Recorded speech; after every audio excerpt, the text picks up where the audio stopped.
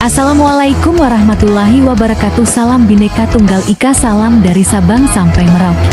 Berbeda-beda tetap satu tujuan, salam Pancasila NKRI harga mati.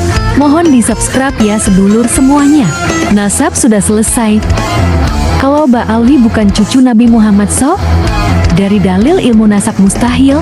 Dari dalil ilmu filolog manuskrip mustahil. Dari dalil ilmu rijalul hadis mustahil. Dari dalil ilmu sejarah mustahil. Dari dalil DNA jangankan cucu Nabi Muhammad SAW, orang Arab saja bukan. 100% nasab Mbak Alwi sudah selesai. Bukan cucu Nabi Muhammad SAW, tapi cucu Nabi Muhammad palsu.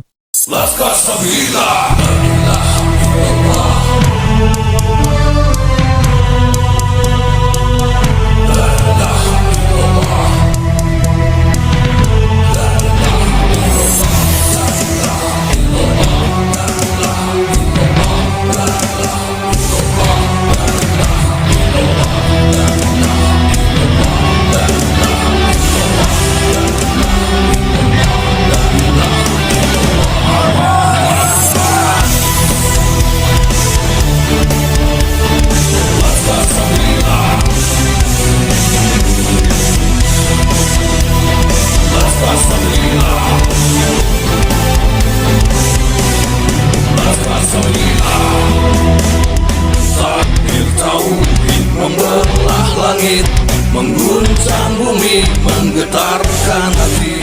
Makinlah pribumi, panggilan pertiwi, lantang berani ke arena suci. Ban Gus Rizal, Ketua PWI Jawa Timur, saat menjawab pertanyaan banyak orang bahwa gelar Habib itu hanya milik baginda Rasulullah, bukan milik para kabib-kabib, Mbak Alwi dari Tarim. Sampai tinggali ten kitab Gardirul Mi'raj. Temriku wonten keterangan, wonten cerita perjalanane Kanjeng Nabi teko Masjidil Haram nang Masjidil Aqsa, saking Masjidil Aqsa ten Sidratul Muntaha. Temriku lah jenengan bakal nemu Gusti Allah matur ittakhadtuka habiban. Kula kan nyampeaken ngeten. Habib niki gelar sing khusus diparingaken ten Kanjeng Nabi saking Gusti Allah. Dan niki sing dawuh Gusti Allah ki ambek. Lah kula dibuli, kula dijepri mbek golongane wong-wong iki. Apa ada dasarnya? Di Quran enggak pernah ada keterangan niku. Kathah dawuhne Allah mboten wonten di Quran niku kathah. Contone kaya hadis qudsi. Niku dawuhne Allah sing mboten ditulis ten Quran. Termasuk dialogi Kanjeng Nabi niki ambek Gusti Allah. Ngeten ceritane. Ketika Rasulullah niku sampai ten langit pitu, ten Sidratil Muntaha, niku wonten hijab sing mboten saged ditembus. Antarane hijab sing satu dengan yang satunya niku masyirata khamsamiati amin. Iku butuh perjalanan 500 tahun. Jadi ketika Kanjeng Nabi niku sampai ten Sidratul Muntaha, munggah ten ngersane Gusti Allah, niku pun kata hijab sing mboten saged ditembus. Sampai malaikat mboten sanggup. Lah sing saged tembus cuma Kanjeng Nabi. Temrikilah malaikat Jibril matur ten Kanjeng Nabi, lak derajate Kanjeng Nabi niku di atas segalanya wis dibanding malaikat. Jadi sing saged melampah ten ngersane Gusti Allah niku nggih Kanjeng Nabi ki ambek. Nah, singkat cerita, nalika Kanjeng Nabi niku minggah ten ngersane Gusti Allah, nah, terus kepanggih Gusti Allah ngucapaken at-tahiyatul mubarakatus sholawatut thayyibatul lillah, assalamu alayka ayyuhan nabi wa rahmatullahi wa barakatuh, assalamu alayna sak piturute.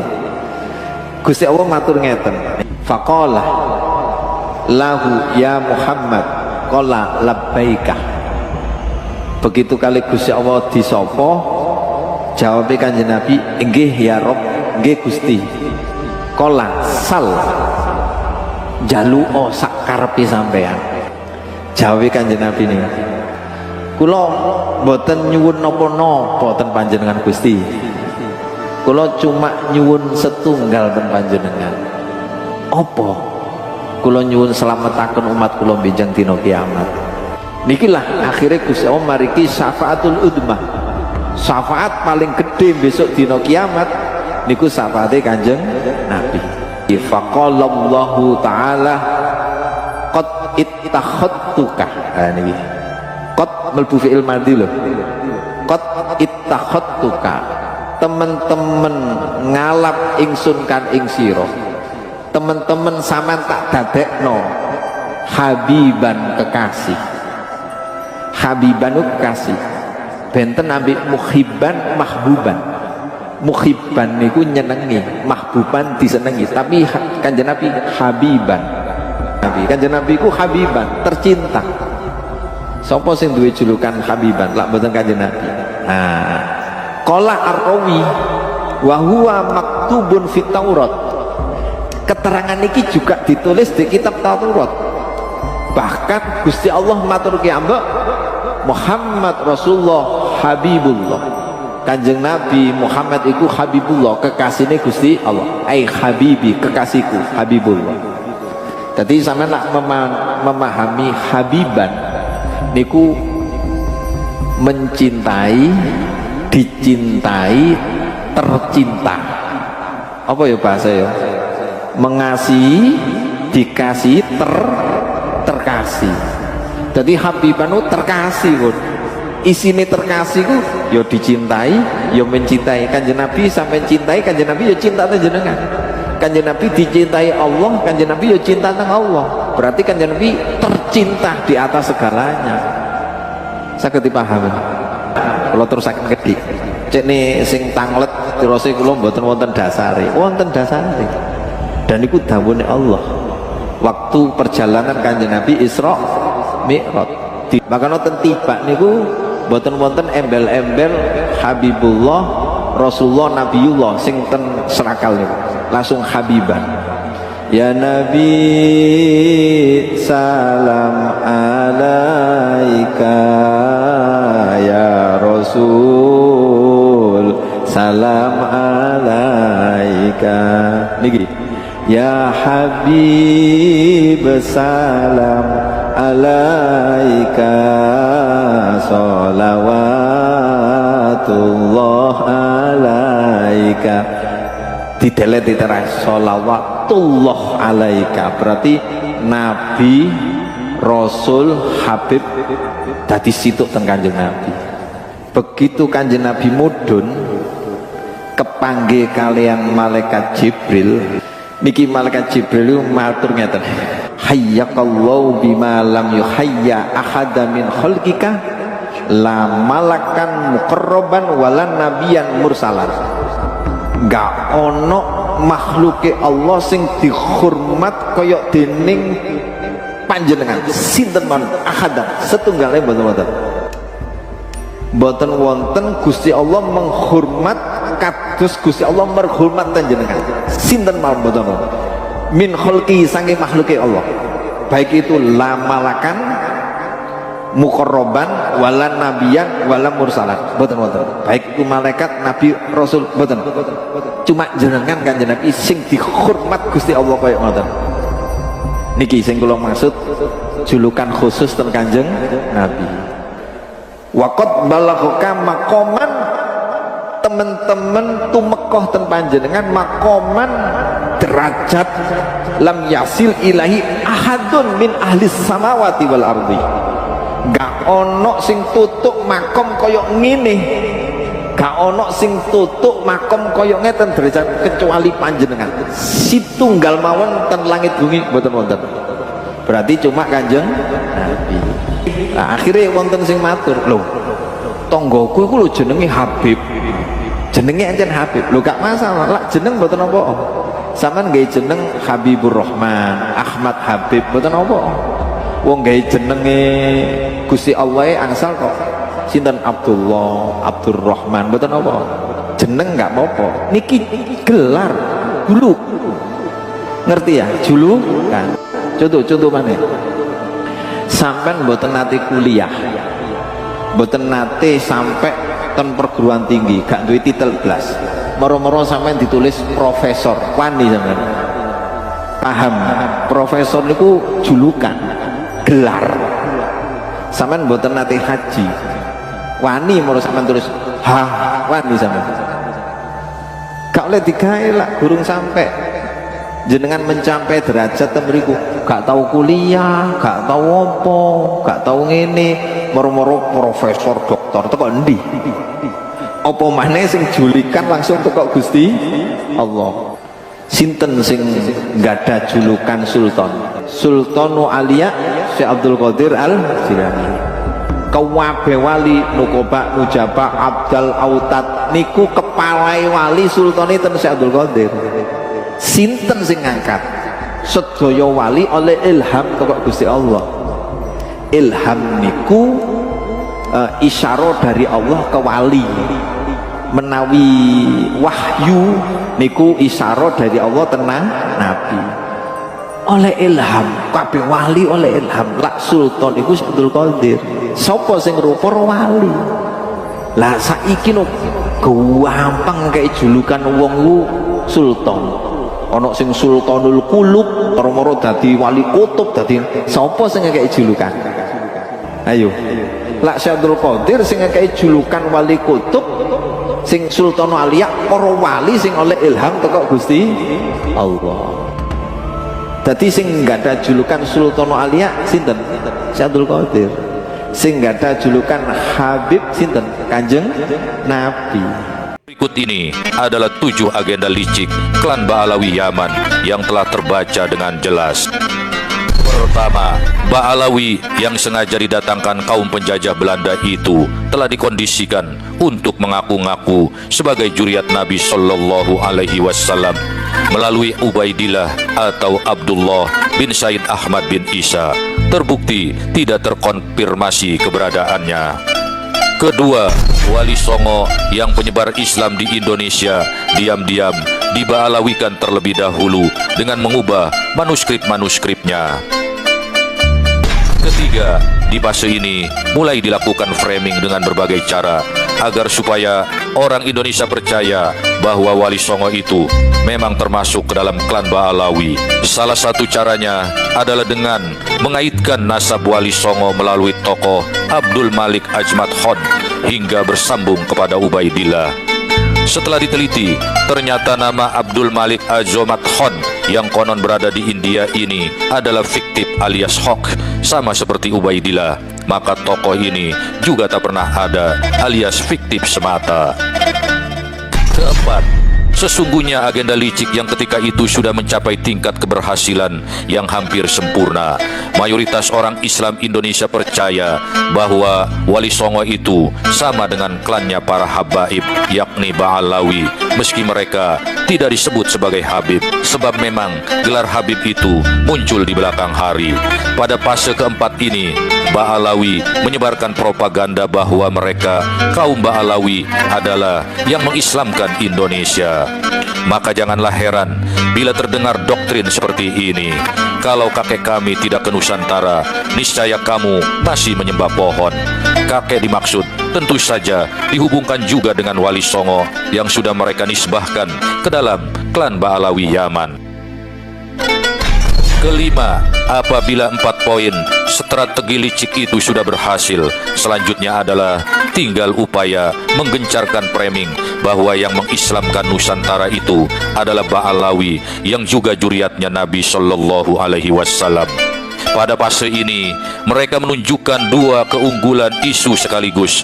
Di satu sisi mengaku sebagai cucu Nabi, yang kedua telah berjasa mengislamkan Nusantara. Maka oleh karena itu mereka selalu gembar-gembor sebagai pihak yang paling berjasa di Nusantara dalam kaitan dengan islamisasi daripada suku atau kelompok manapun. Klaim inilah yang kemudian melahirkan doktrin kami Ba'alawi adalah majikan kamu.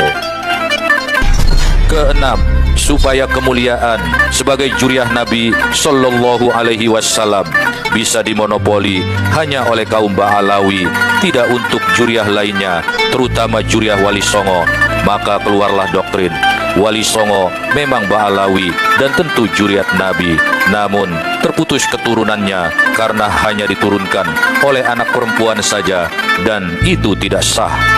Klan Ba'alawi secara rasis melarang para syarifah atau keturunan wanitanya untuk menikah dengan golongan di luar mereka, sementara kaum prianya dengan seenaknya menikahi wanita-wanita bangsa pribumi manapun. Ketujuh, ini adalah puncak strategi licik mereka. Bila poin ke-6 berhasil, maka mereka bisa mengklaim bahwa yang menyebarkan Islam di Nusantara itu Ba'alawi dan Wali Songo. Namun, turunan Wali Songo sudah tidak ada, dan kamilah terah Ba'alawi yang ada di Indonesia. Maka kami adalah yang paling berjasa di Indonesia. Oleh karena itu, kamu pribumi harus tunduk dan patuh kepada kami. Kalau tidak, kamu bisa menyakiti Rasulullah dan tidak akan mendapat syafaat darinya. Di puncak kelicikannya ini, akhirnya keluarlah doktrin dari mulut busuk mereka yang mengatakan bahwa seorang Habib yang bodoh lebih mulia dari 70 orang kiai yang alim. Kalau sudah sampai pada taraf ini, maka disadari atau tidak, kita harus yakin sepenuhnya bahwa secara praktis Indonesia telah dikuasai oleh klan Ba'alawi Yaman, baik secara sosial dan keagamaan, ekonomi maupun politik. Ketujuh upaya atau strategi licik Ba'alawinisasi itu nyaris saja berhasil. Kita malam hari ini akan membahas dan mengulas surat resmi jawaban yang ditujukan kepada Habib Lutfi bin Yahya yang telah memalsukan, menggandakan, mengkopi makam yang ada di Jejeran, Bantul, Yogyakarta, yakni makamnya Kanjeng Raden Tumenggung Sumodiningrat, pahlawan Geger Spehi atau Singobarong, dengan membuat makam yang ada di Lamber Kidul, Semarang, yang dipopulerkan, diworo-worokan dengan sejarah versi beliaunya dalam rangka untuk menarik simpati peziarah umat Islam khususnya. Apakah ini sebuah bukti dari penipuan atau pembodohan atau bahkan merusak sejarah bangsa? Nanti kita akan bahas dan ulas bersama. Namun mohon maaf sebesar-besarnya, surat yang kami terima ini asli dan tidak kami bagi kepada panjenengan semua, karena surat ini bersifat rahasia, hanya beberapa orang saja yang boleh memegangnya. Cukup saya bacakan saja. Ada logo atau lambang Kasultanan Ngayogyakarta Hadiningrat. Ini logo Cihna namanya. Cihna. Ini bukan Cina tapi Cihna. Dipakai juga di Lamber Kidul, Semarang. Apakah ada izin dari Keraton Ngayogyakarta Hadiningrat atau ada perintah resmi dari Kasultanan untuk memasang logo ini di Lamber Kidul, Semarang?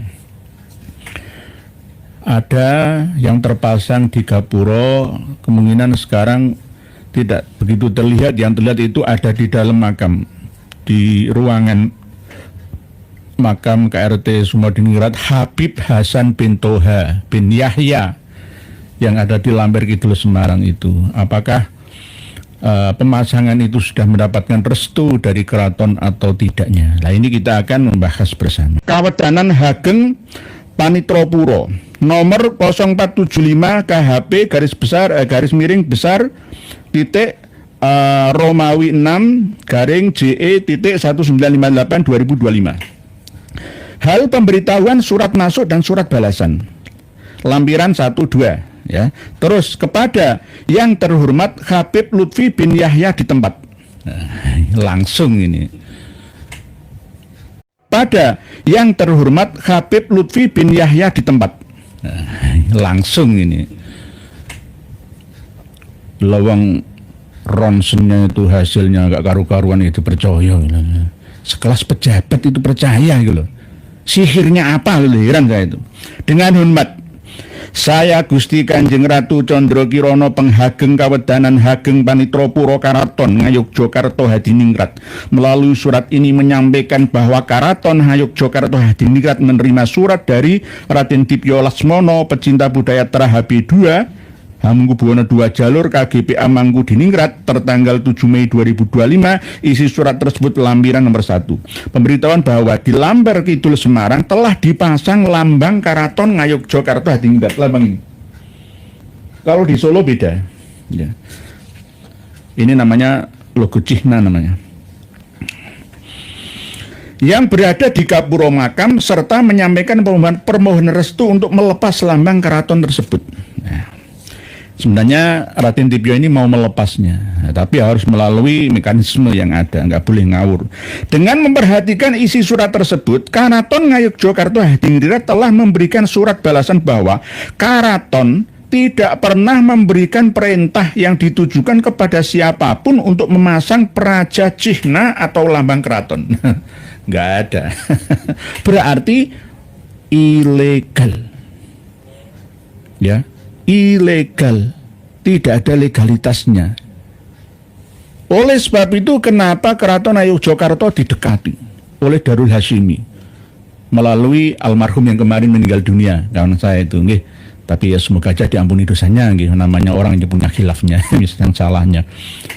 Lah, didekati, dipepet terus. Lah wong sekelas ya Raden Ngabehi ya PB 13 saja ya juga dipepet dong. Ya. Ini raja saya ya. Dipepet. Ada foto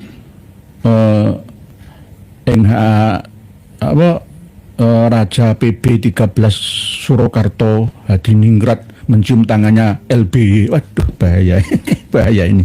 Jadi otomatis nanti kayak saya yang menjadi bawahannya itu tunduk pendolane ya. Gampangnya kepala ularnya dipegang ya, tinggal menggeliat badan sampai ekornya. Saya termasuk ekornya ikut menggeliat. Enggak, tapi nggak bisa. nggak bisa. Karena apa? Kita semua sudah memiliki kemandirian dalam berpikir dan bertindak. Itu. Oke, jadi tidak ada perintah.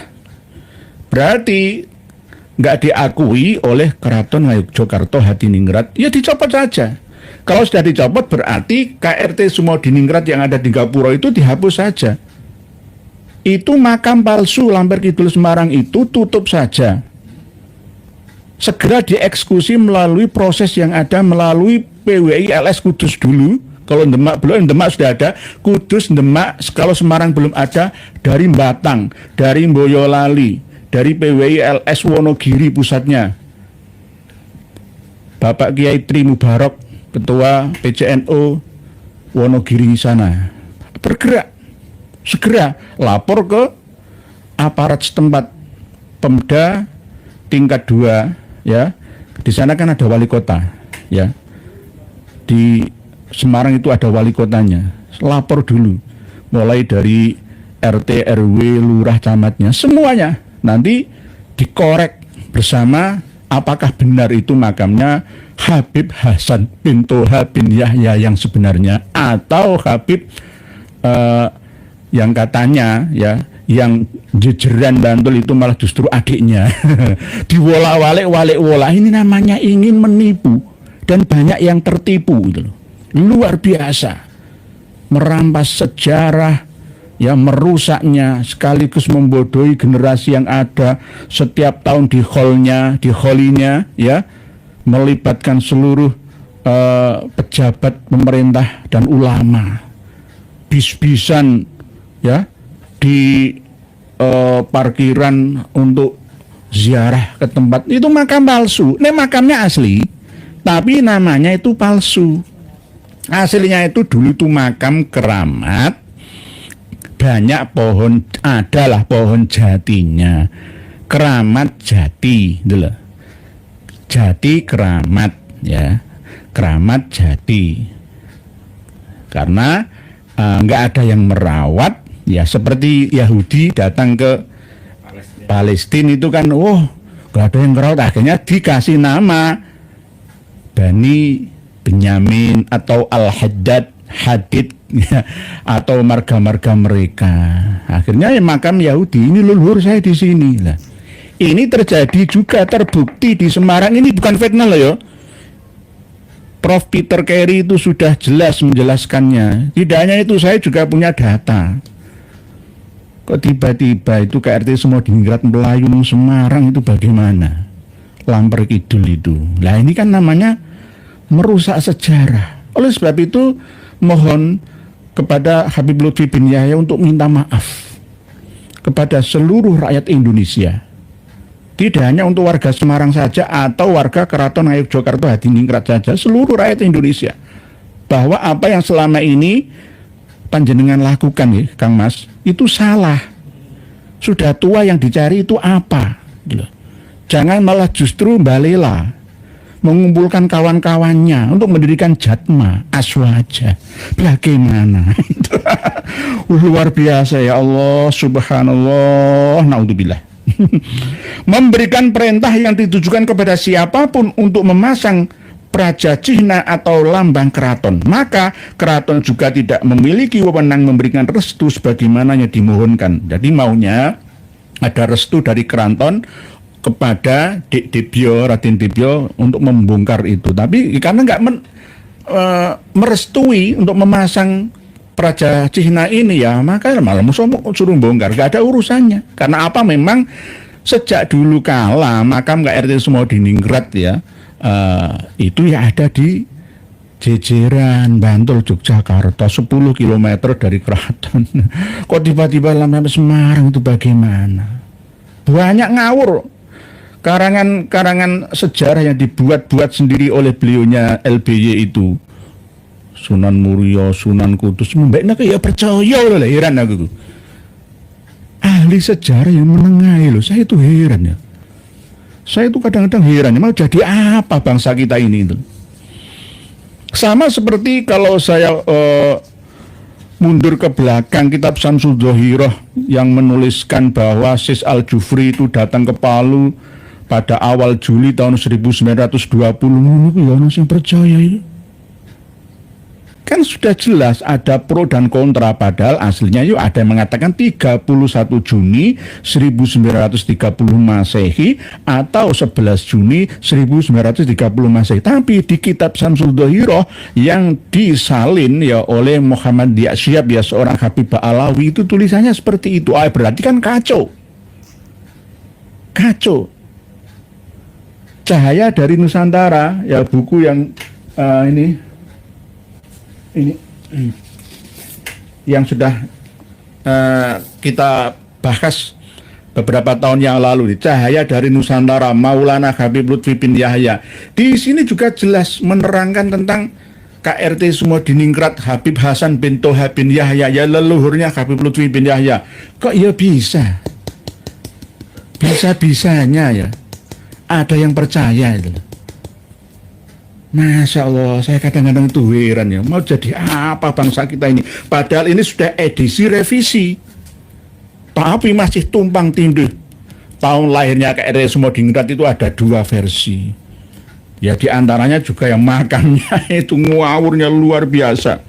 Ya Allah, sadarlah wahai mukibin, bukan muhibbin ya. Mukibin, orang yang menjunjung jungkurno sirai wajai ngarepe Habib Ba'alawi itu namanya mukibin, bukan muhibbin. Muhibbin itu pecinta, itu nggak apa-apa. Kuna aliman, au muta'aliman, au mustami'an, au muhibban, boleh. Tapi ini bukan muhibban, mukibin. Sadarlah ya, sadarlah.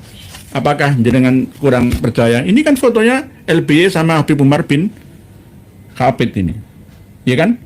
Au muhibban, boleh. Tapi ini bukan muhibban, mukibin. Sadarlah, ya, sadarlah.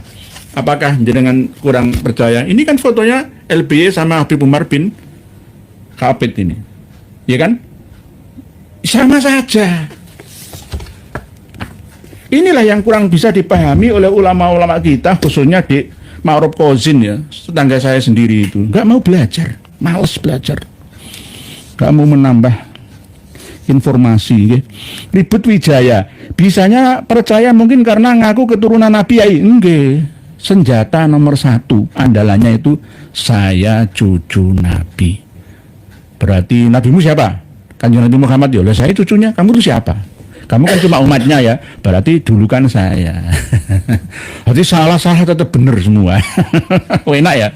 Pak Said Rahmat, mayoritas Habib Alawi kalau tidak bohong tidak hidup enak, ya menurutnya. Inilah yang namanya dajjalun kadzabun. Rasulullah Shallallahu Alaihi Wasallam itu pernah dawuh 14 abad yang lalu.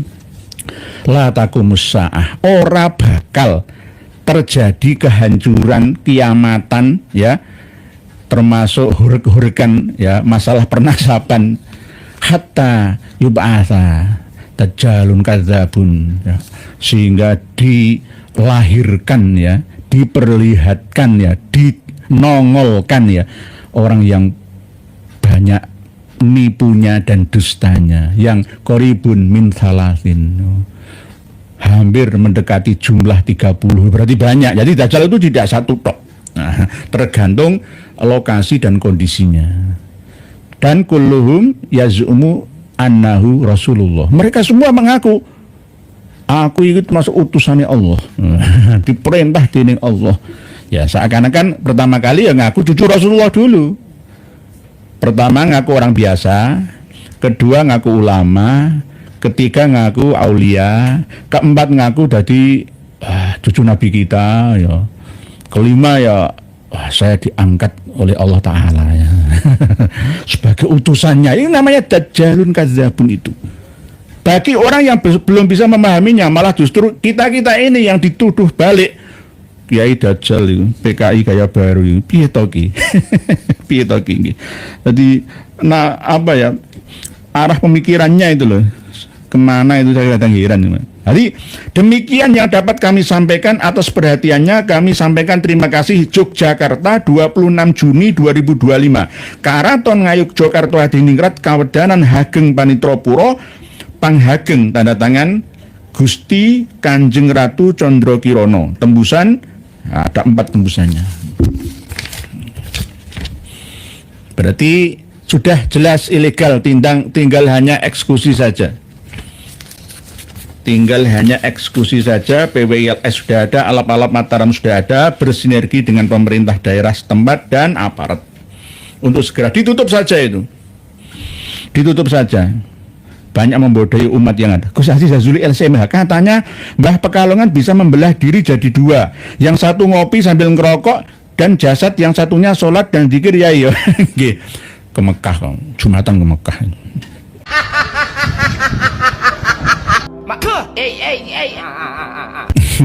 Membelah diri, ya. Apakah ada ilmu-ilmu seperti ini? Ada, saya percaya. Tapi masa kini sudah tidak berlaku lagi. Kalau secara rohani ya bisa saja. Saya di Mekah, saya di Jawa, saya di Sumatera bisa juga. Tapi kalau ngaku-ngaku ya itu Pak Yai Gus Aziz Jazuli LCMH bisa juga. Hanya ngaku-ngaku saja. Membela diri enggak seperti itu. Zamannya berbeda. Pak Aryo Damara gara-gara kesundutan PBNU jadi hambatan penyadaran para kibin. Nggih, Pak Aryo Damara. Nggih. Ulama kita ini ya mohon maaf nih. Ya termasuk saya juga bodoh. Saya juga terbelakang gara-gara apa? Ya ulama-ulama di atas saya kayak gitu ya. Saya malah ikut-ikutan gitu. Oleh sebab itu ini bagian daripada pemberontakan ilmiah itu loh. Pemberontakan ilmiah. Kalau nggak begitu, nggak begini ya, nanti Indonesia umat Islam akan jadi apa nanti itu loh. Nggih. Posting statementnya bahwa surat edaran asli yang kami terima dari Karaton Ngayogyakarta Hadiningrat ditujukan kepada Habib Lutfi bin Yahya yang telah memalsukan makam KRT Sumodiningrat, dikopi menjadi dua, yang satu buatan beliaunya yang ada di Lambar Kidul Semarang itu tidak ada izin menggunakan logo Praja Cihna ini, nggak ada. Berarti kalau ada logo ini di Lambar Kidul Semarang itu palsu. Berikut makamnya juga makam palsu, sejarah namanya juga palsu. Nggak ada Habib Hasan bin Toha bin Yahya di sana, itu nggak ada. Aslinya itu makam keramat yang ada pohon jatinya, keramat jati, yang akhirnya dirubah menjadi sejarah versi beliaunya. KRT Sumodiningrat, pahlawan geger Sepehi Singo Barong yang katanya ya dibunuh oleh tentara Inggris dan Praja Mangkunegara Solo. Ini tidak asli alias palsu makamnya di Semarang itu. Oleh itu kerjasama Bapak dan Ibu semuanya dibantu ya oleh Kota Madia, Dati daerah tingkat 2 dan satunya kan ibu kota Jawa Tengah kan Semarang ya. Tolong jangan lagi dipromosikan menjadi wisata religi di sana. Itu makam palsu. Makam palsu. Kalangan akademisi juga harus meneliti. Sudah diteliti, hasilnya sudah clear, hasilnya sudah dapat disimpulkan bahwa itu makam palsu. Sama seperti yang ada di Yaman sana. Makamnya Imam Ahmad Al-Muhajir itu palsu. Makamnya Nabi Hud itu juga palsu. Dan banyak makam-makam palsu yang ada di Ad-Dar, Furaid, dan Zambal. Aslinya asli, makamnya asli, cuma dirubah namanya. Gara-gara nggak ada yang ngurus anak cucunya. Akhirnya dibuatlah sejarah baru versi mereka. Assalamualaikum warahmatullahi wabarakatuh. Perkenalkan, saya Raden Rasid, seperti itu singkatnya nama saya. Saya selaku pribadi telah sampean dalam ingkang sinuhun Kangjeng Sri Sultan Hamengkubuwono II berusaha memberikan sebuah statement terkait dengan polemik nasab Kanjeng Raden Tumenggung Sumodiningrat. Harapannya statement saya ini bisa segera mengakhiri polemik yang berkepanjangan terkait Kanjeng Raden Tumenggung Sumodiningrat dalam hal urusan nasabnya beliau. Jadi sebaiknya seperti ini saja. Kita tahu bahwa ada harapan dari teman-teman di Pekalongan agar kami yang ada di Yogyakarta ini bertabayun ke Pekalongan. Tetapi beberapa saudara-saudara kami dari Yogyakarta itu punya pendapat bahwa karena kami sebagai pemegang syarat kekancingan darah dalam dan pihak yang memang berdomisili di Jogja dalam artian sebagai punjer utama wewengkon Mataram dan wewengkon Ngayogyakarta, maka seharusnya pihak Pekalongan lah yang bertabayun ke sini ke Ngayogyakarta. Tapi di sisi lain pihak Pekalongan mungkin menganggap karena terkait dengan ketokohan beliau yang di Pekalongan, terkait dengan beliau yang di Pekalongan dianggap sebagai sesepuh, maka kamilah yang harus mengalah tabayun ke Pekalongan. Itu hemat saya pribadi tidak akan selesai-selesai. Maka kita kembalikan saja ke titik awal mula diangkatnya kembali permasalahan nasab KRT Sumodiningrat ini, yaitu adanya tulisan ilmiah atau tulisan akademik dari Mas Ustadz Yasir Arafat MAG, seorang peneliti dan dosen UI Sunan Kalijaga yang menggugat keabsahan Kanjeng Raden Tumenggung Sumodiningrat dengan disertai sumber-sumber pustaka yang berasal dari serat dan babat yang merupakan pakem Mataraman atau berasal dari Pakem Ngayogyakarta Adiningrat. Maka sebaiknya pihak Pekalongan memberikan tulisan ilmiah berupa tanggapan ataupun sanggahan atas tulisan Ustadz Yasir Arafat tersebut. Dengan demikian maka diskusi ilmiah dapat berjalan. Karena awal mulanya adalah berupa tulisan ilmiah, maka siogianya dibalas pula dengan tulisan ilmiah. Bukan tulisan ilmiah yang dibalas dengan tabayun personal. Karena masyarakat umum, terlebih lagi masyarakat akademis juga berhak untuk mengetahui atas diskusi Nasab KRT Sumodiningrat ini secara terbuka dan bisa disimak oleh masyarakat luas, terlebih lagi masyarakat akademis. Sebagai contoh yang baik adalah bagaimana tulisan Yai Haji Imaduddin Usman yang menggugat keabsahan nasab Ba'alawi juga dibalas dengan tulisan-tulisan ilmiah serupa oleh teman-teman dari pihak Ba'alawi dan pihak-pihak yang pro Ba'alawi. Harapannya hal seperti itu juga berlaku pula terkait dengan nasab KRT Sumodiningrat ini. Mungkin itu yang bisa saya sampaikan, kurang lebihnya mohon maaf. Wabillahi taufiq wal hidayah. Wassalamualaikum warahmatullahi wabarakatuh. Saya cuma berpikir ini NU apa politik ya, kayak gitu. Kok ada kiai pecat memecat? Di mana rasa etika moral yang ditanamkan oleh muassis NU? Itu aja yang ada pertanyaan kami di situ. Kalau memang ini adalah sebagai akhlak seorang kiai, pastinya kalau umpama ada kesalahan, kekeliruan akan dipanggil musyawarah, karena ini bukan politik. Kalau politik nyaris dengan kepentingan, tapi ini berkhidmat di NU.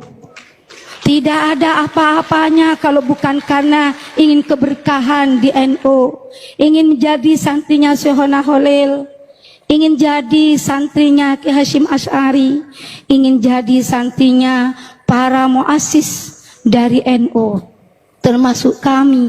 Saya ingin jadi santrinya beliau, jadi santrinya Kiai As'ad Samsul Arifin. Ini yang menjadi lekat. Kok bisa Kiai tidak ada musyawarah? Apa dengan jalan pecat memecat akan membawa dampak generasi penerus kita seperti apa nantinya? Itu ketika Gus Dur tidak sama dengan almarhum Kiai As'ad, beliau sendirian yang mufarokoh. Beliau tidak pernah yang namanya apalagi tetap takzim, bahkan keluarga besar Sukoharjo disuruh tetap hormat. Cuma dalam mufarokoh beliau tidak mengikuti Gus Dur.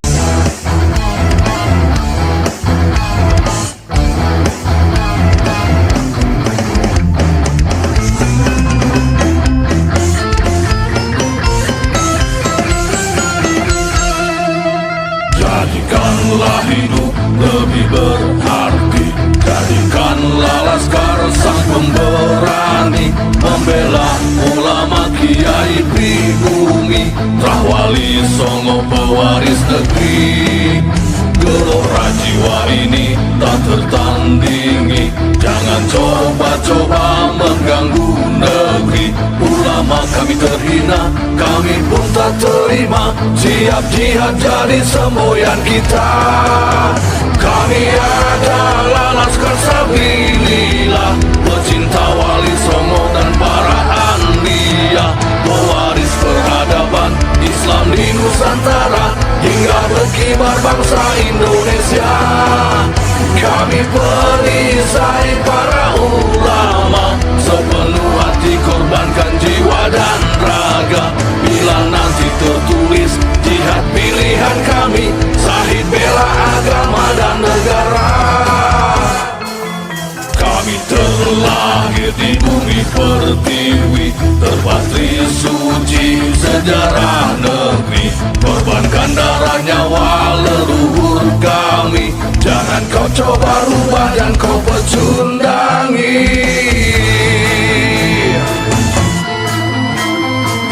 Wali Songo adalah juriat Nabi, santun berakhlak berbudi pekerti, wariskan agama dan budaya Islami. Jangan coba nodai kami, bela sampai mati. Kami adalah Laskar Sabilillah, tak akan gentar meskipun berkalang tanah. Demi bela agama, juga bela negara, ikhlas jihad dan sahih bersama ulama. Relakan kami pergi dan berjuang, jadi perisai Trawali dan kebenaran. Meski harus berkorban nyawa satu di badan, demi kebenaran menang dan ditegakkan. Kami adalah Laskar Sabilillah, pecinta Wali Songo dan para anbiya, pewaris peradaban Islam di Nusantara, hingga berkibar bangsa Indonesia. Kami perisai para ulama, sepenuh hati korbankan jiwa dan raga. Bila nanti tertulis jihad pilihan kami, sahih bela agama dan negara.